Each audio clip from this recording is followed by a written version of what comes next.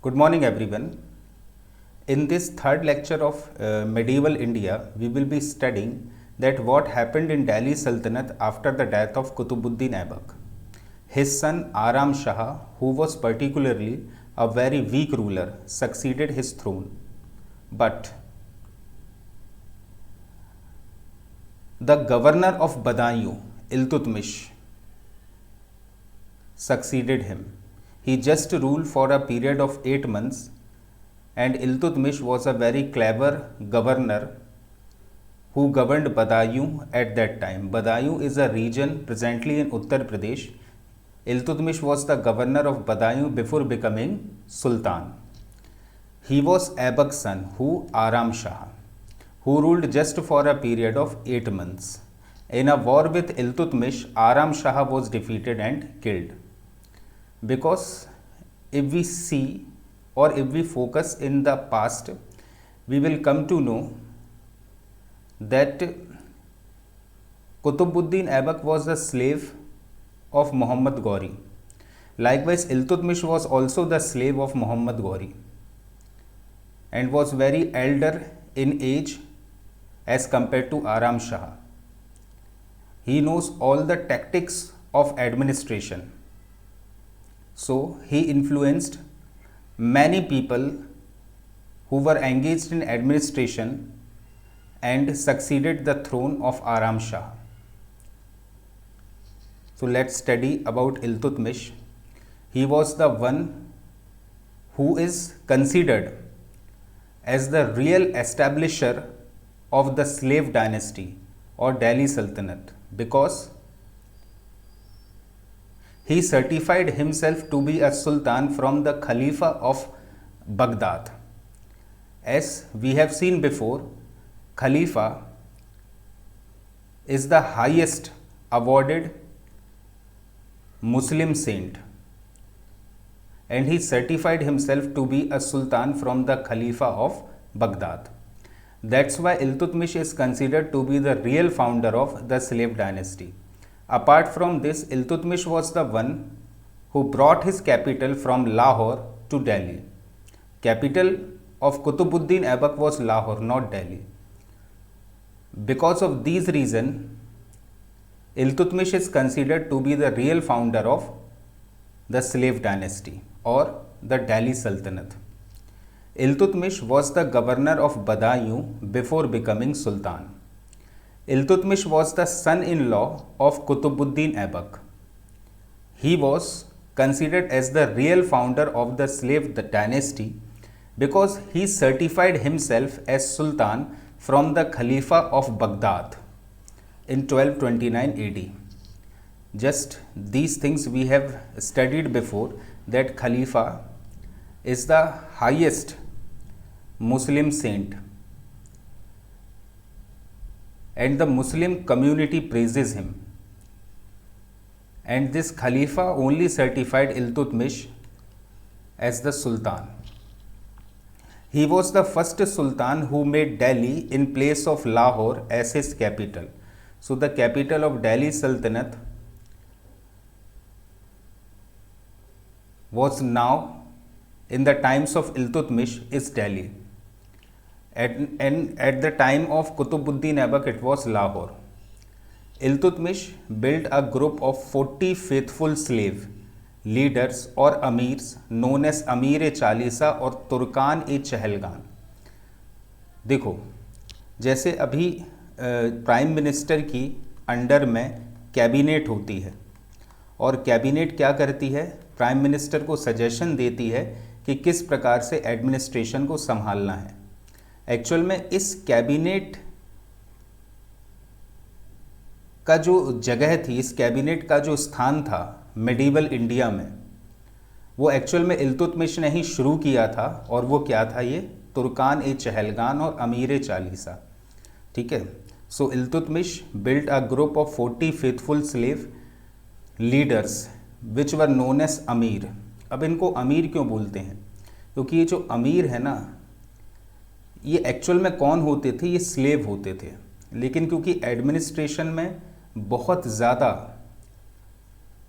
कहना चाहिए, इनका रोल था, इस वजह से इन्होंने पैसा बहुत कमा लिया था, इसीलिए इनको प्रैक्टिकली बोला जाने लगा था अमीर।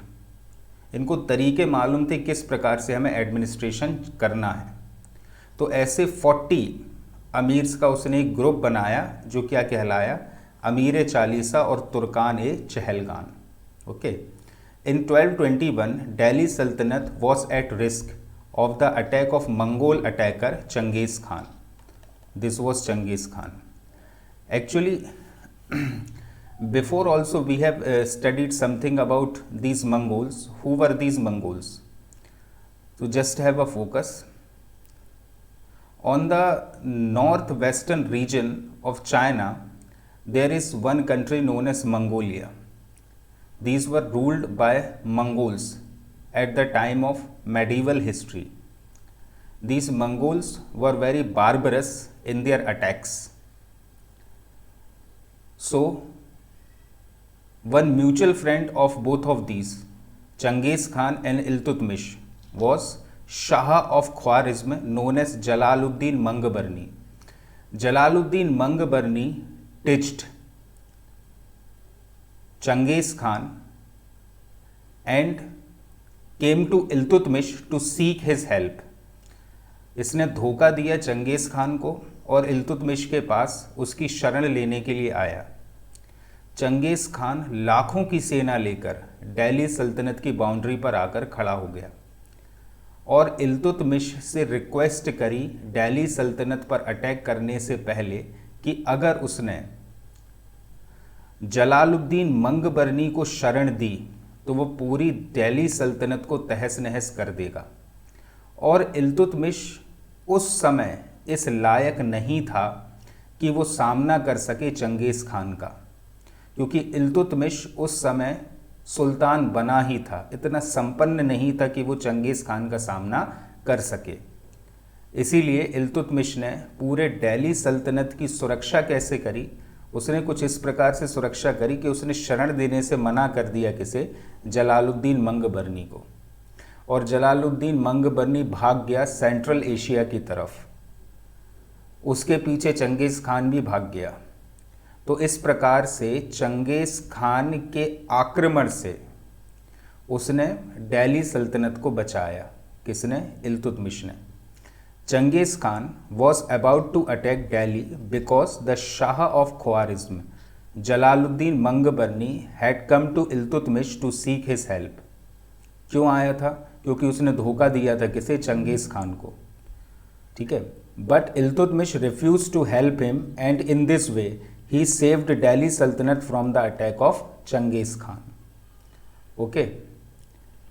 Apart from this, in 1215, Iltutmish defeated Tajuddin Eldoz of Ghazni in the third battle of Tarain.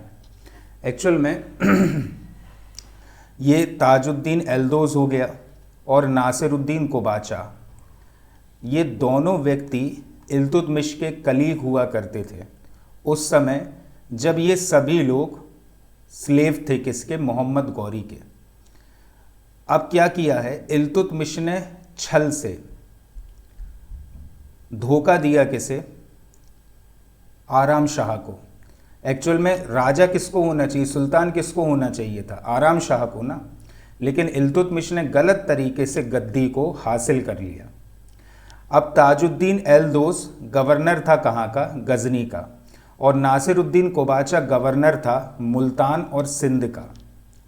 और ये तीनों जन इल्तुतमिश, ताजुद्दीन एल्दोज, नासिरुद्दीन कोबाचा सभी एक दूसरे के कलीग हुआ करते थे। तो एक्चुअल में दिल्ली पर राज करने का अधिकार इसके पास भी था, ताजुद्दीन एल्दोज के पास, और नासिरुद्दीन कोबाचा के पास भी दिल्ली पर राज करने का अधिकार था। लेकिन दिल्ली की गद्दी पर कौन बैठ चुका था? Iltutmish was seated on the throne of Delhi. That's why in 1211 AD, Tajuddin Eldoz, the governor of Ghazni, attacked Iltutmish, and the third battle of Tarain was fought in between them. Okay, so in this third battle of Tarain, Iltutmish defeated Tajuddin Eldoz badly. And in 1217 AD, he defeated Nasiruddin Kobacha. the ruler of Multan and Sindh. And in 1228 AD, he made Sindh as the part of his empire. 1217 में 1217 AD में नासिरुद्दीन कोबाचा को हराया और last में 1228 AD में सिंध को दिल्ली सल्तनत का हिस्सा बना लिया। किसने? इल्तुतमिश ने। कोबाचा at the end committed suicide by jumping on the Sindhu river because Iltutmish asked him to surrender without any conditions। ठीक है, क्योंकि जिस प्रकार से इल्तुतमिश को जनता मानती थी उसी प्रकार से सिंध की जनता माना करती थी। किसे? नासिरुद्दीन कोबाचा को। नासिरुद्दीन कोबाचा को 1217 में तो हरा दिया था किसने? इल्तुतमिश ने। लेकिन 1228 AD में सिंध को पार्ट बना लिया किसका? दिल्ली सल्तनत का। And Iltutmish asked Nasiruddin Qabacha to surrender without any condition. Nasiruddin Qabacha को डर था कि जनता क्या सोचेगी और उसकी इज्जत कहाँ जाएगी। इस कारण से उसने सिंधु नदी में कूदकर अपनी जान दे दी। Iltutmish was the first person who began Ikta system, prominently known as the Zamindari system in India. And he too formed the council of minister known as Majlis-e-Khalbat। अब इसके बारे में समझना। अब दिल्ली सल्तनत का जो एरिया है वो काफ़ी बढ़ गया था। बहुत सारे लोग जो है, बहुत सारी पॉपुलेशन हो चुकी थी दिल्ली सल्तनत की। तो लोगों से रेवेन्यू कलेक्ट करने के लिए क्या किया इसने? ज़मींदारी सिस्टम की शुरुआत करी। और ये जो ज़मींदारी सिस्टम है उसको नाम दिया गया क्या? इक्ता व्यवस्था। क्या होती है इक्ता व्यवस्था? तो एक होता है सुल्तान, ठीक है, ये कहाँ बैठा हुआ है? दिल्ली में, ठीक है। और इसका जो साम्राज्य है, इसका जो एम्पायर है वो बहुत बड़ा है। तो इसने क्या किया?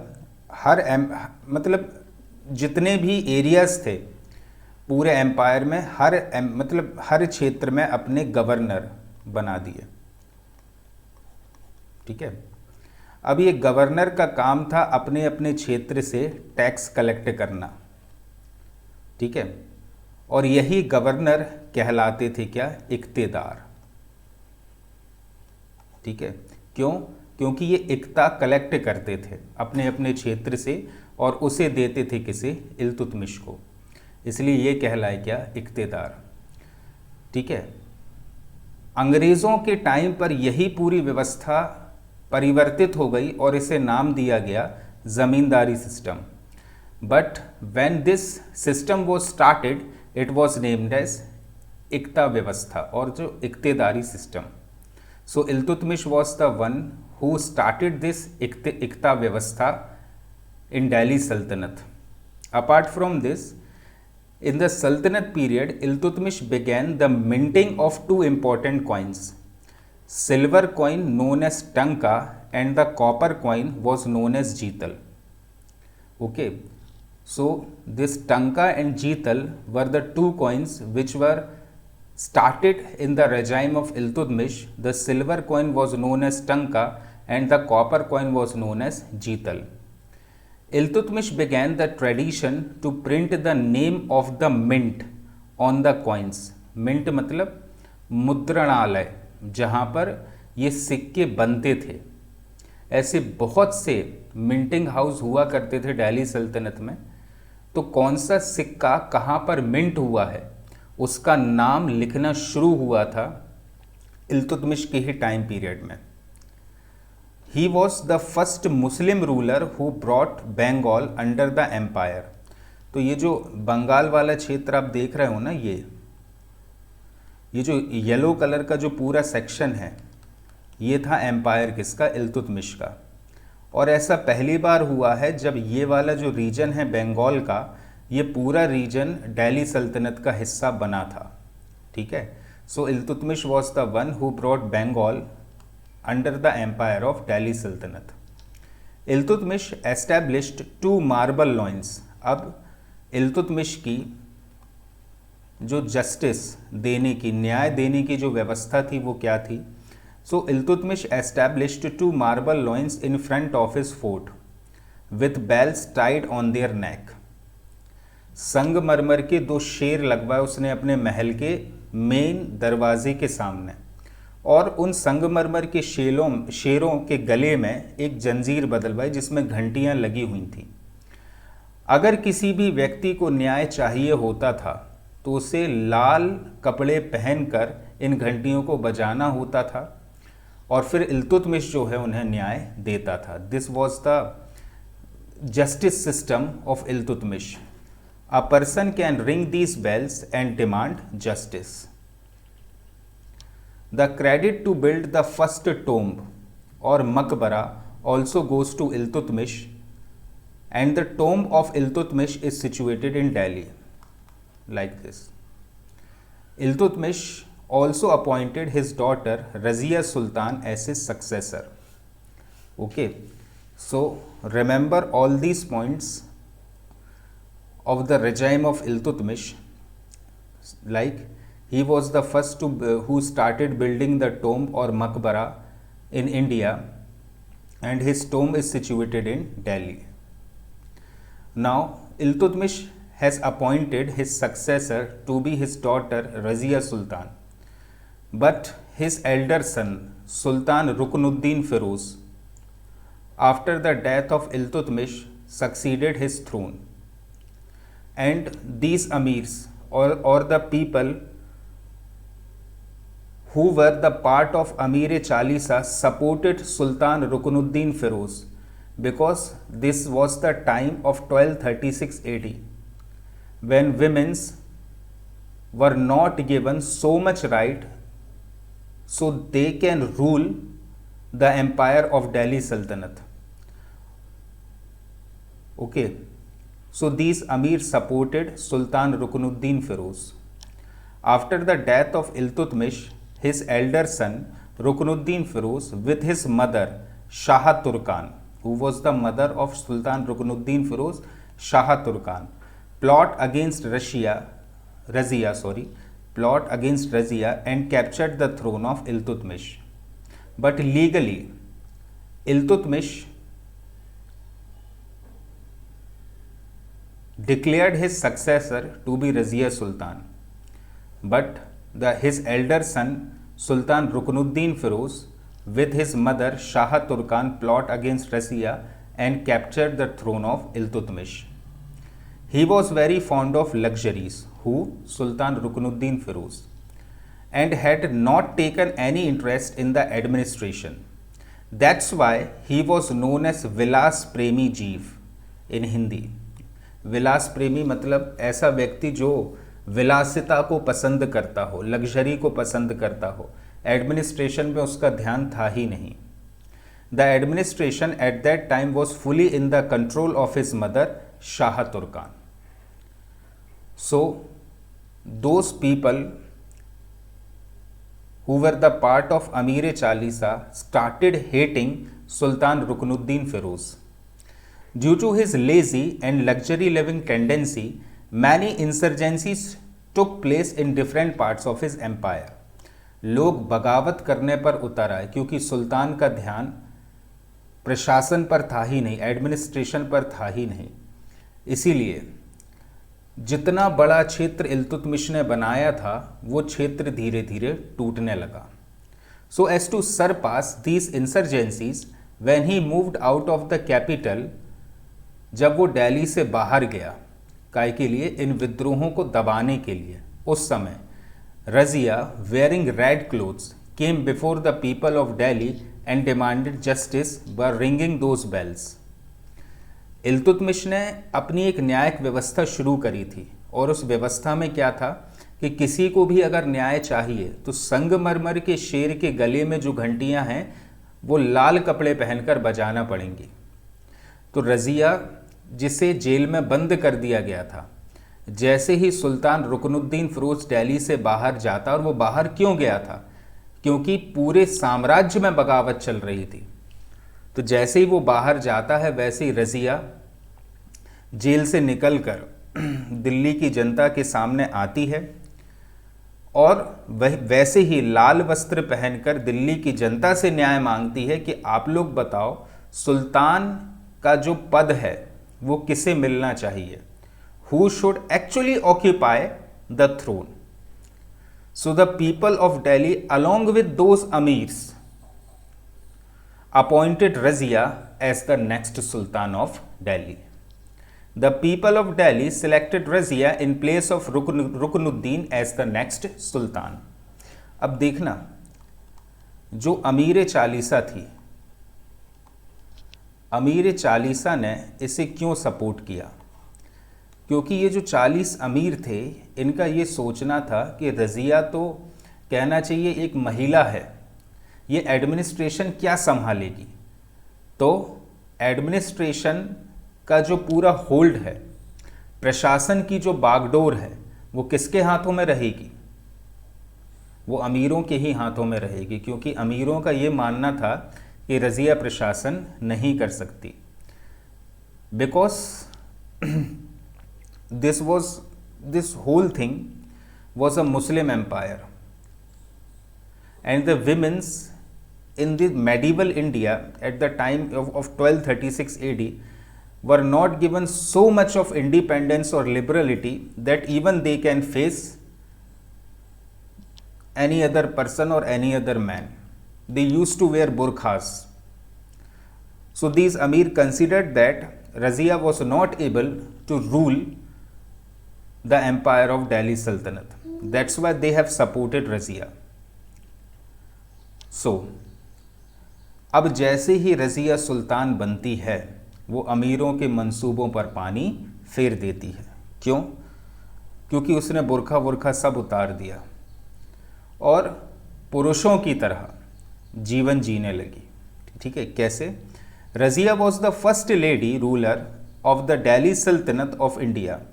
She was also the first lady whose name was inscribed on the coins.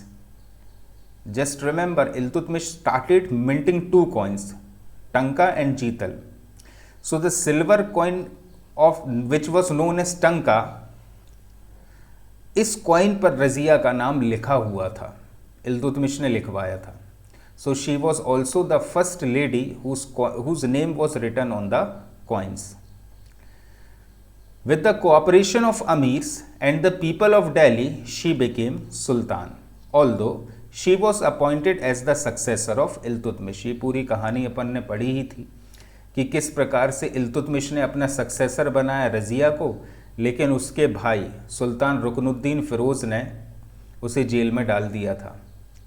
In order to increase the power and respect of the sultan, Razia abolished purdah system. उसने बुरखा पहनना छोड़ दिया। And adopted dressing like man. That is, she wore coat and cap, and with an open face she started going to the court and facing people. खुले चेहरे के साथ वो लोगों से मिलने लगी। जमालुद्दीन याकूत, an Abyssinian slave, was awarded the post of Amir-e-Akhur by Razia. अब देखो, एक गुलाम था, गुलाम मतलब दास, मतलब स्लेव। कहाँ का था? अबिसिनिया। अबिसिनिया मतलब ईरान वाला एरिया, जिसका नाम क्या था? जमालुद्दीन याकूत। अब जमालुद्दीन याकूत को रज़िया ने एक बहुत बड़ी पोस्ट दे दी, जिसका नाम था क्या? अमीर-ए-आखूर। मतलब उस कहना चाहिए एडमिनिस्ट्रेटिव पोस्ट मिल गई थी उसके लिए, लेकिन वो था कौन? एक दास था। तो एक सामान्य स्लेव, एक सामान्य दास को इतने बड़े पद पर बैठा देना और फिर उसकी दखल अंदाजी एडमिनिस्ट्रेशन में चालू हो जाना, ये अमीरों को बिल्कुल भी पसंद नहीं आया। और काफ़ी ज़्यादा नज़दीकियाँ थीं किसमें? जमालुद्दीन याकूत और रज़िया सुल्तान में। अब एक इतना बड़ा पद, सुल्तान का पद और एक दास का पद, और उनके बीच में नज़दीकियाँ बढ़ जाना, ये किसी को भी अच्छा नहीं लग रहा था। Many historians also believe that Razia and Yaqut were in love with each other. अब अमीरों ने क्यों दिया था रज़िया का साथ? वो इसलिए दिया था क्योंकि उनका ये मानना था रज़िया तो एडमिनिस्ट्रेशन कर ही नहीं सकती, लेकिन अब रज़िया के साथ कौन आ चुका था? Jalaluddin Yakut. So all the amirs started hating Razia and this slave Jamaluddin Yakut. After few days these amirs had began or had gone against Razia and Edgin, the commissioner of Badaयूं, became their leader। ठीक है, अब देखो इन सारी चीज़ों के कारण जब अमीर जो हैं उन्होंने जो सोचा था, उन्होंने जो प्लॉट किया था, जो षड्यंत्र रचा था, उसमें कामयाब नहीं हुए, तो वे सभी लोग रज़िया के विरुद्ध चले गए, उसके अगेंस्ट में चले गए। और अमीरों ने ये जो बगावत कर दी थी, अमीरों का लीडर बना था कौन? ये एतकीन। और किस पोस्ट पर था एतकीन? तो ये कमिश्नर था कहाँ का? बदायूं का, उत्तर प्रदेश में, दिल्ली के जस्ट बाजू में। In 1240 AD Razia went out of Delhi to suppress the uprising of Altunia who was the governor of Tabarhind और भटिंडा। क्योंकि भटिंडा जो है ये भी दिल्ली सल्तनत का ही एक हिस्सा था, और भटिंडा का जो गवर्नर था उसका नाम था अल्तुनिया। क्या नाम था भटिंडा के गवर्नर का? अल्तुनिया। अल्तुनिया ने ये कह दिया कि वो किसी ऐसे साम्राज्य का हिस्सा नहीं रहना चाहता जहां पर सुल्तान का पद एक महिला के द्वारा संभाला जा रहा है, और उसने खुद को स्वतंत्र घोषित कर दिया। He made himself independent from Delhi सल्तनत। This was the uprising of Altunia. So as to suppress this uprising, Razia with his force went to Bhatinda. While she was out of Delhi, Yakut was murdered. After this, Razia was present.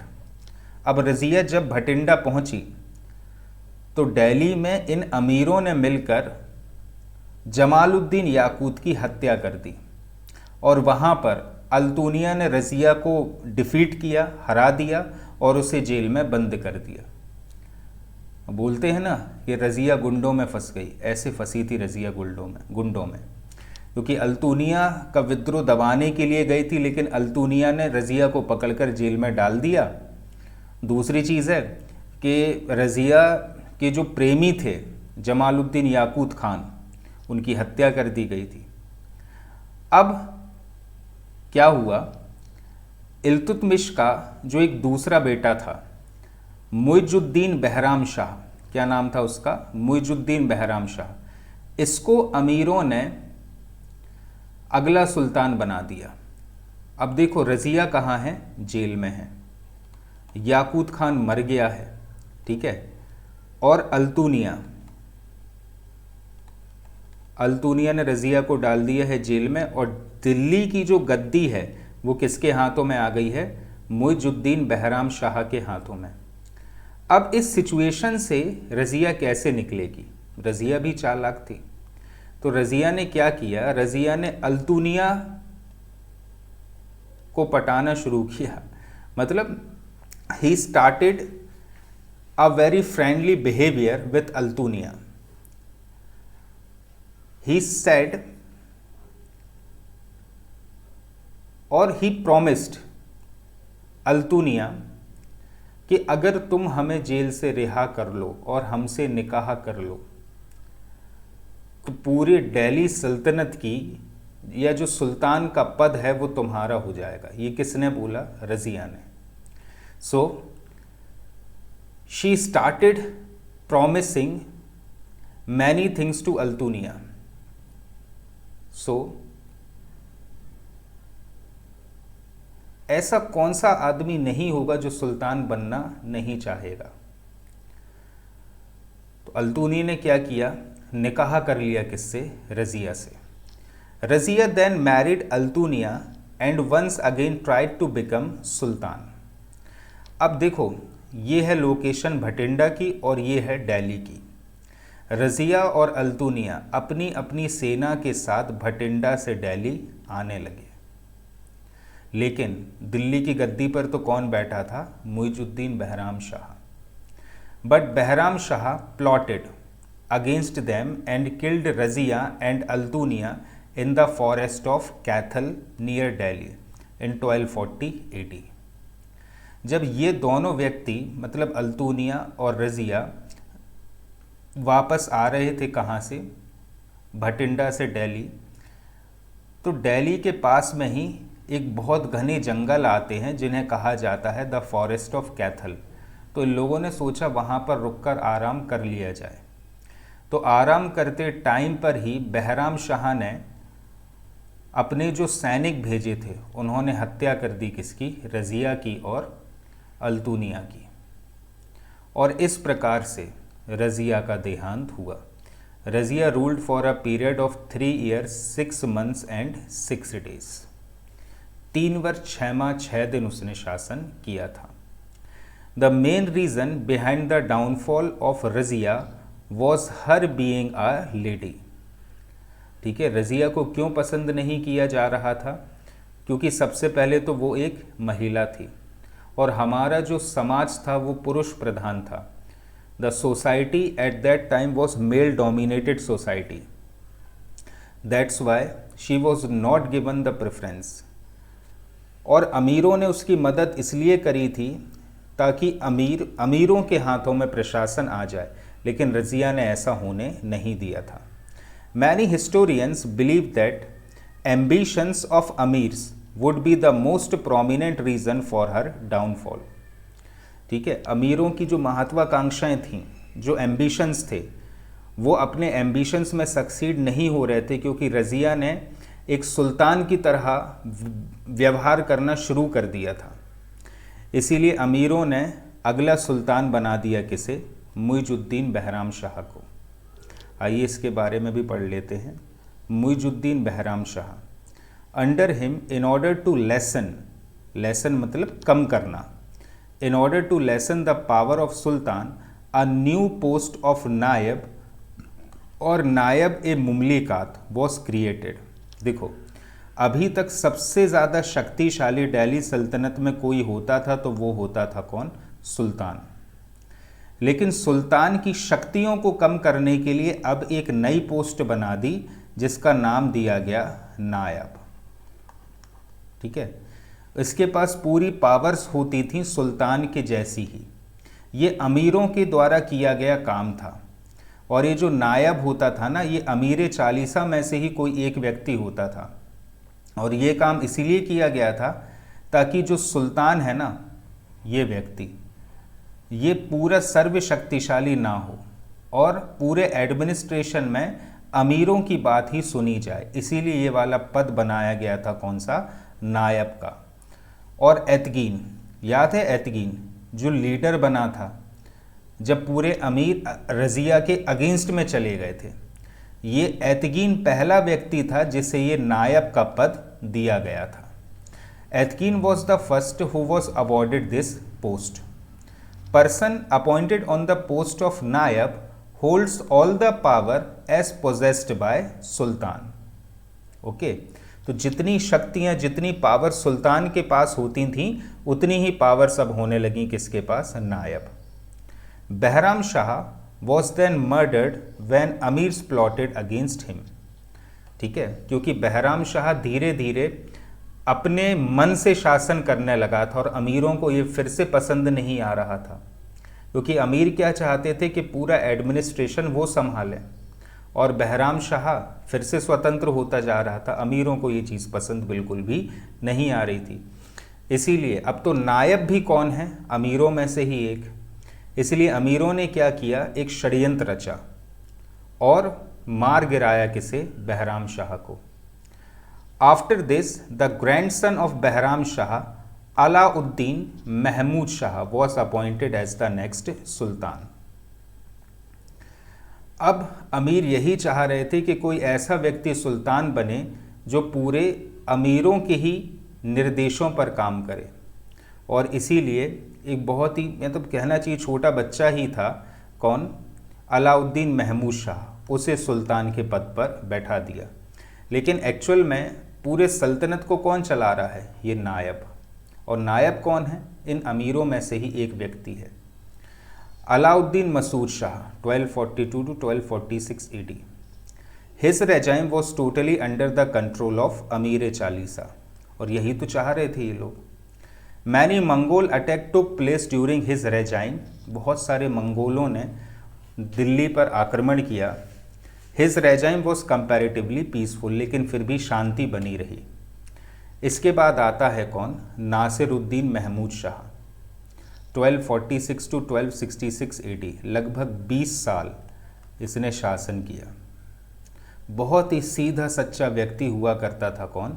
Nasiruddin Mahmood Shah. इतना सीधा, आप ये सोचो ये सुल्तान था, लेकिन जो कि कहना चाहिए टैक्स से जितना भी पैसा आता था वो एक्चुअल में किसका था? सुल्तान का। लेकिन इसने 1 रुपए भी उन पैसों से पर्सनली खर्च नहीं किया। ये क्या करता था? आप लोगों ने देखा होगा मोमेडियंस जो टोपियां पहनते हैं, वो टोपियां सिला करता था, और उस समय प्रिंटिंग प्रेस तो थी नहीं, इसीलिए कुरान की जो कृतियां हैं वो लिखा करता था। और इसके द्वारा लिखी गई कुरान की जो कृतियां हैं और जो टोपियां सिली हैं उनको बेचता था, और उनसे जो पैसे आते थे वो इसकी पॉकेट मनी होती थी। इसीलिए जनता इसे कहती थी दरवेश सुल्तान और नेक दिल इंसान। ठीक है। He was also known by the name of Darvesh sultan. He used to stitch caps and copy the lines of Quran. The income generated by this work was main source of his sustenance. राजकीय खजाने से ये कुछ भी नहीं लेता था। ठीक है।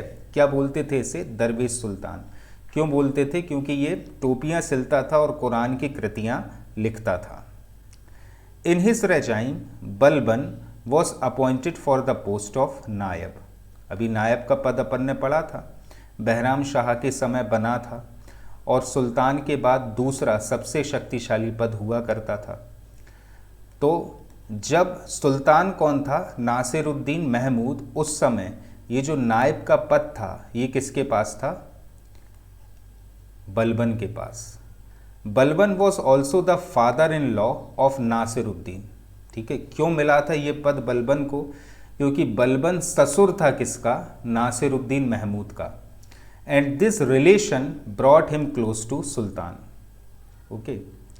Balban was given the title of Ulugh Khan by Nasiruddin Mahmud. क्यों दिया था ये टाइटल उलूग खान का? क्योंकि बलबन बहुत ज़्यादा विश्वास पात्र था किसका? नासिरुद्दीन महमूद का। That's why he was given the title of Ulugh Khan. In his regime in 1250 AD, Mongol attacker and grandson of Changez Khan named as Halaku attacked Delhi, but Balban established friendly relations with him. Balban ने सुरक्षा करी थी दिल्ली की। क्या हुआ था? जैसे इल्तुतमिश के समय चंगेज़ खान का अटैक हुआ था, इल्तुतमिश ने बचा लिया था दिल्ली को, बिल्कुल वैसे ही चंगेज़ खान का जो पोता था, ग्रैंडसन था हलाकू, उसका अटैक हुआ है नासिरुद्दीन महमूद के समय। अब नासिरुद्दीन महमूद तो सीधा सच्चा आदमी था, उसको लड़ाई वड़ाई करना नहीं आता था, इसलिए उसका जो नायब कौन था? बलबन। बलबन ने क्या किया था? बलबन ने दोस्ती कर ली किससे? हलाकू से। हलाकू ने कहा ठीक है हम दिल्ली पर अटैक नहीं कर रहे हैं, लेकिन हमें रुपया पैसा दे दो। तो बहुत सारा रुपया पैसा, सोना, जेवरात, हीरे और तमाम सारी चीज़ें हलाकू को दे दी गई थी, और वो उन्हें लेकर चला गया था। अटैक नहीं किया उसने दिल्ली पर। और उसके बाद बलबन के और हलाकू के बीच में फ्रेंडली रिलेशन जो है उसकी शुरुआत हुई थी। मिन्हाजुद्दीन सिराज एक बहुत बड़े राइटर थे, was on the post of qazi in the regime of Nasiruddin. ठीक है। तो दिल्ली के काजी कौन थे उस समय? मिन्हाजुद्दीन सिराज। मिन्हाजुद्दीन सिराज ने एक बुक लिखी है जिसका नाम है तबकात ए नासिरी। क्या नाम है उस बुक का? Tabaqat e Nasiri. Was based on the regime of Nasiruddin. ठीक है। नासिरुद्दीन किस प्रकार से शासन करता था, किस प्रकार से वो अपना खर्चा चलाता था, और किस प्रकार से बलबन ने नासिरुद्दीन महमूद की डेथ के बाद पूरे दिल्ली सल्तनत को हथिया लिया था, ये सारी चीज़ें इस किताब में दी गई हैं। कौन सी? Tabaqat Nasiri, which was written by the Qazi of Delhi Minhajuddin Siraj. Now after the death of Nasiruddin Mahmud, Ghayasuddin Balban, who was on the post of Naik, succeeded the throne of Nasiruddin Mahmud. He was also the slave of Muhammad Ghori, or very elder at the time when he became Sultan. सोचो, कुतुबुद्दीन ऐबक के time का था कौन? गयासुद्दीन बलबन. ठीक है. The Ilbari Turk, he was also the Ilbari Turk by caste. Balban established a new dynasty known as Balbani. मतलब है तो कौन सी? Slave dynasty. लेकिन स्लेव डायनेस्टी में ही इसने एक नई डायनेस्टी शुरू करी जिसका नाम था Balbani. He was the second ruler of Ilbari.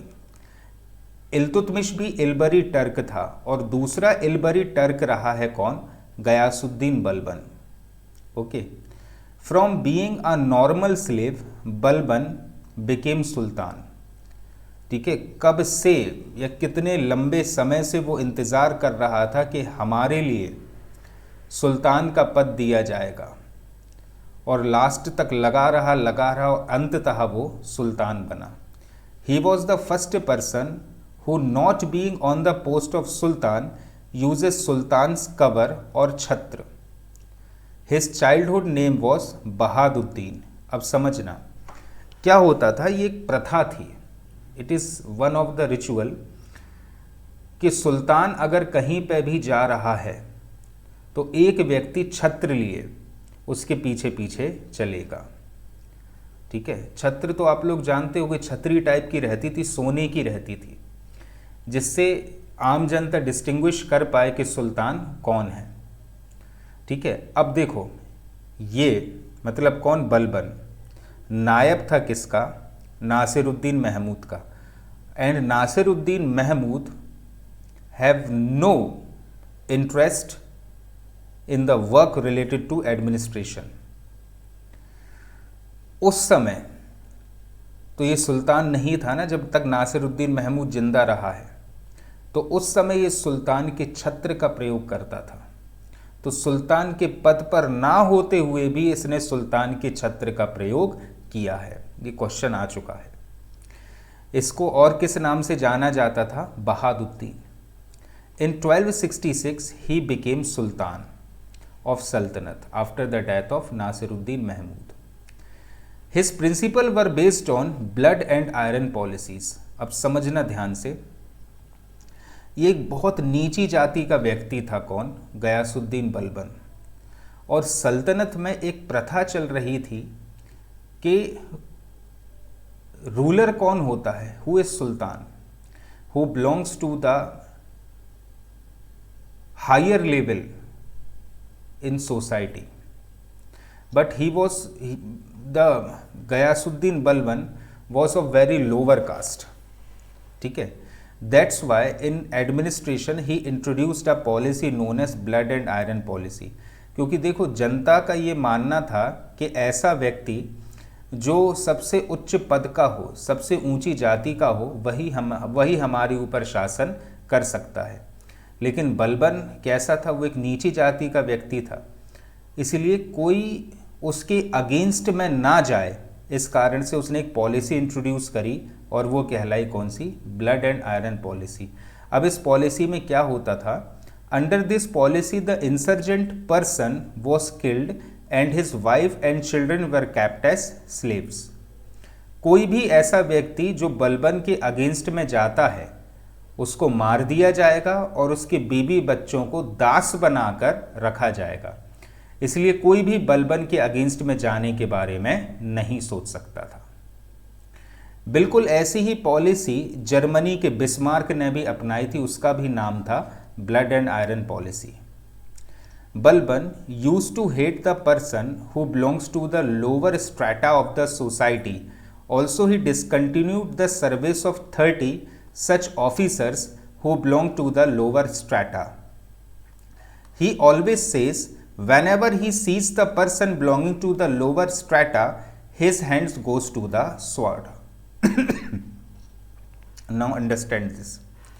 क्या था, बलबन तो स्वयं एक निम्न जातीय व्यक्ति था, स्वयं लोअर स्ट्रेटा से आता था, लेकिन जनता के सामने ये दिखाने के लिए कि वो बहुत ऊंचे कुल का व्यक्ति है, बहुत बड़ी फैमिली से आता है, इसलिए वो दिखावा करने लगा था कि जब भी वो किसी निम्न जातीय व्यक्ति को देखता है तो उसका जो हाथ है वो तलवार पर चला जाता है। और 30 ऐसे लोगों को उसने नौकरी से निकाल दिया था जो लोग समाज के निम्न तबके से आते थे। सब दिखावा कर रहा था कि कोई भी उसके अगेंस्ट में ना जाए। लेकिन उसने क्या किया, he got himself attached to the Afrasiab dynasty of Iran.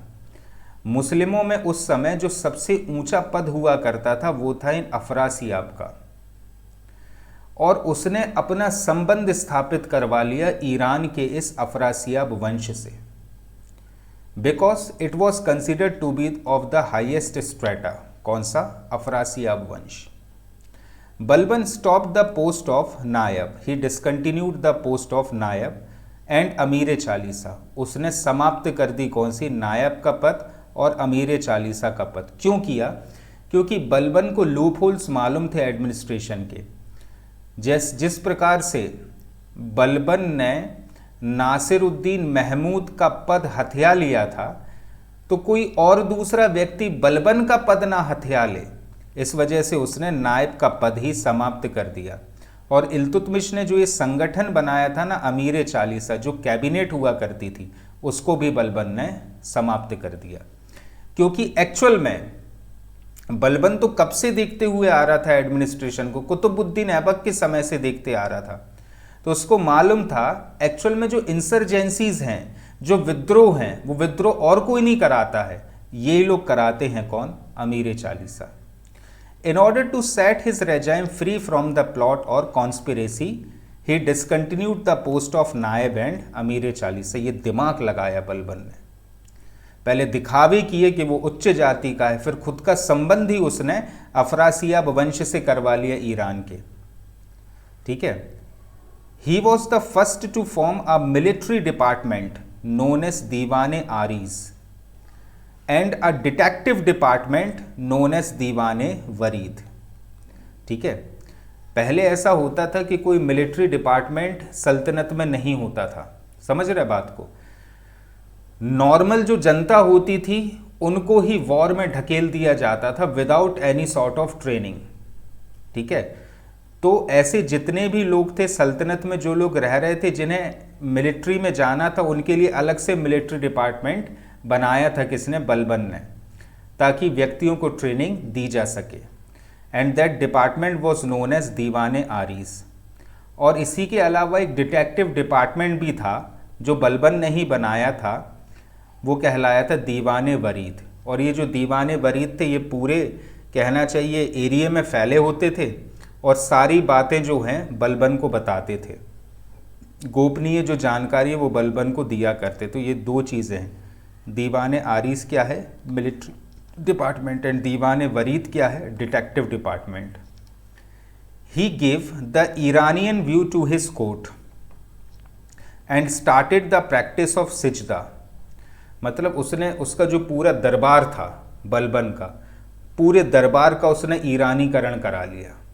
ठीक है। और बहुत सी ईरानी प्रथाएं जैसे सिजदा करना, पैबोस, ये शुरू करी। अब ये सिजदा क्या होता है? तो while sitting on your knee bow your head in front of sultan. ये भारतीय प्रथा नहीं थी, ईरानियों की प्रथा थी सुल्तान के सामने सर झुकाने की। और पैबोस क्या है? तो kissing the ground and rubbing your nose on it in the court. तो ये सिजदा और पैबोस जो ईरानी प्रथाएं थी, ये शुरू करवाई किसने? बलबन ने। He also started celebrating a Persian festival known as Navroz. ठीक है। ईरानियों का त्यौहार होता था नवरोज, क्योंकि अब बलबन ने अपना संबंध किससे करवा लिया? ईरानियों से, अफरासियाब वंश से, इसलिए उनके रीति रिवाजों को फॉलो करना शुरू कर दिया। Navroz. Balban used to a grand title of Zille Ilahi. ये भी एक ईरानियन टाइटल होता था, तो उसने जिल्ले इलाही की उपाधि भी धारण करी थी किसने? बलबन ने। और अपने बच्चों का और नाती पोतों का जो नाम है वो भी ईरानी नामों पर रखा, कै खुसरो, कैकुकाबाद और क्योमर्स। ठीक है। He was also known for his brutal killings of insurgent in Rajputana, Katehar and Doab. जितने भी लोग बलबन के अगेंस्ट में बोलते थे उनको बहुत बुरी तरीके से मौत के घाट उतार दिया जाता था। Balban also built a chain of fort in the north western part of his empire in order to save from Mongol attacks. India के नॉर्थ वेस्टर्न पार्ट में, मतलब यहाँ पर उसने किलों की एक मीनार बनवा दी ताकि मंगोल जो हैं वो भारत में प्रवेश ना कर पाएं। He loves his son named as Muhammad deeply and had sent him in a mission against Mongol in 1286 AD where he was killed. Actual में क्या हुआ, मंगोलों का जब आक्रमण हुआ था वही नॉर्थ वेस्टर्न रीजन में, इस क्षेत्र में, इंडिया के पाकिस्तान वाला जो एरिया है, तो इसने अपने बेटे मोहम्मद को भेजा था मंगोलों का सामना करने के लिए और मंगोलों से लड़ते हुए मोहम्मद मारा गया। Mohammad was given the title of shahid. Amir Khusro के बारे में अपन लोग पढ़ेंगे। आमिर खुसरो ने भी अपना जो जीवन है वो मोहम्मद के ही टाइम पर शुरू किया था। Amir Khusro, popularly known as Tutie Hind, was started his literary career in the time of Mohammad. Due to the shock of the death of his loving son Muhammad, Balban died in 1286 AD at the age of 80 years. ठीक है, मोहम्मद की याद में बलबन का भी देहांत हो गया था। Historians say that on this death, amirs or nobles had torn their clothes off and made condolence for 40 days and had gone to his tomb barefooted for 40 days. अब ये चीज़ आज तक क्लियर नहीं है कि अमीरों को वाकई में दुख हुआ था बलबन के देहांत से, और इतना दुख कि उन्होंने अपने कपड़े फाड़ लिए और 40 दिनों तक शोक मनाया, या फिर अमीर चालीसा जो संगठन था वो फिर से एस्टेब्लिश हो जाएगा बलबन की डेथ के बाद, उसकी खुशी थी। ये चीज़ आज तक क्लियर नहीं है कि वो लोग दुखी थे कि खुश थे बलबन की मृत्यु से। Qumars was the last ruler of the slave dynasty who was murdered by his own सूबेदार जलालुद्दीन खिलजी। ठीक है, तो जो आखिरी सुल्तान था स्लेव डायनेस्टी का, दिल्ली सल्तनत का नहीं, स्लेव डायनेस्टी का, वो कौन था? बलबन का पोता था जिसका नाम था क्यूमर्स। ठीक है, और क्यूमर्स की हत्या उसी के एक सूबेदार जलालुद्दीन खिलजी के द्वारा की गई थी। और अगला जो सुल्तान बना है वो कौन हुआ है? जलालुद्दीन खिलजी। ओके, तो आज हम इस लेक्चर में ये 3 पार्ट्स में L1, L2 और L3 में हमने सबसे पहले देखा था भारत पर जो मुस्लिमों का आक्रमण हुआ था मोहम्मद बिन कासिम का। ठीक है, उसके बाद हमने देखा गजनवी का आक्रमण, उसके बाद हमने देखा मोहम्मद गौरी का, और आज इस 3rd लेक्चर में हमने स्लेव डायनेस्टी ख़त्म करी है। ठीक है, ओके, तो अब हम अपने एंड से तो ख़त्म कर देते। अब आपको जो भी डाउट हो तो आप वो डाउट हमसे पूछो। ठीक है, हम हर बार हम अपना व्हाट्सएप नंबर दे देते हैं। आपको कोई भी डाउट है आप व्हाट्सएप करो या फिर आप कॉल करो, लेकिन डाउट रहने मत दो, आप पूछो ये सारी चीज़ें। हम अपनी तरफ से ऐसा कोई भी मौका नहीं छोड़ते कि आपको डाउट अराइज हो, लेकिन फिर भी अगर आपको डाउट अराइज हो रहा है तो प्लीज़ आप पूछ लिया करो। ठीक है, उसको रखा मत करो, क्योंकि अगर हम इस प्रकार से डाउट रखते हैं ना तो हमारे साथ ही हम खुद अपना ही लॉस कर रहे हैं। ठीक है, इसलिए प्लीज़ जितने भी डाउट आपको अराइज हो, कैसे भी अराइज हो, ये मत सोचो कि हम डाउट पूछेंगे तो सर क्या सोचेंगे। भाई हम कुछ भी नहीं सोचते, आपसे आता नहीं है इसलिए आप हमसे पढ़ना चाह रहे हो, आता होता तो क्यों पढ़ते। अब इसमें किसी भी प्रकार का आपको अगर डाउट हो रहा है तो प्लीज़ पूछ लो आप, और ऐसा कंसीडर मत करो कि हम क्या सोचेंगे। हम कुछ भी नहीं सोचेंगे भैया, हम भी तुम्हारी ही जिस स्टेज पर अभी तुम हो वहीं से हम भी गुजरे हैं, तो तमाम तरीके के डाउट दिमाग में आते हैं। तो हमें आप लोग अपना एक बड़ा भाई ही मानो, ठीक है, टीचर वीचर मत मानो, ठीक है, बड़े भाई के नाते आप क्वेश्चन पूछ लो, ठीक है। ओके, आज इतना ही पढ़ते हैं अपन।